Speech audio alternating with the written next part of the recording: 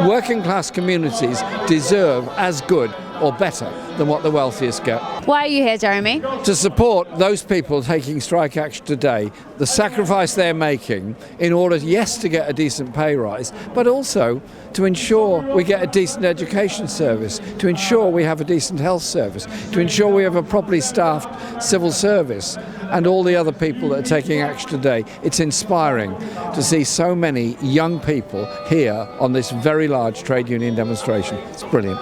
The government would say that they have awarded teachers a 5% pay rise, but that's in dispute because it's unfunded. What would you say to that? Well, there's two problems with it. One is that the inflation rate is running well over 10%, so 5% is half what's needed. Secondly, teachers have had 10 years of falling living standards.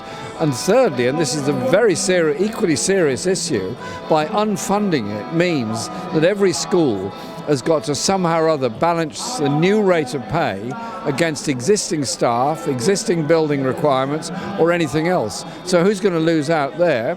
Other teachers, other staff, ancillary staff, particularly teaching assistants, and obviously students, and I suspect particularly special needs students. Do you worry about what's happening to classrooms?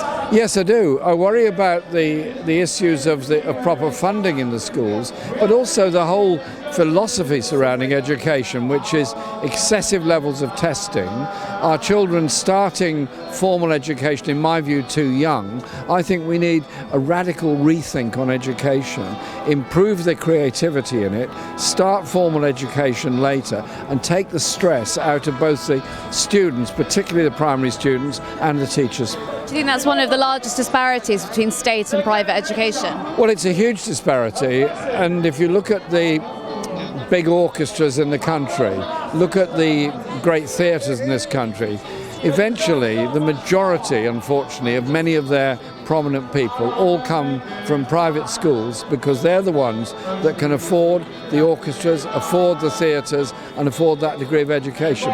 Working class communities deserve as good or better than what the wealthiest get. And it's also our politicians. A lot of them are from private schools. Well, I've been in Parliament a long time, and I'm fed up with hearing dormitory tales and public school hijinks stories in the tea room.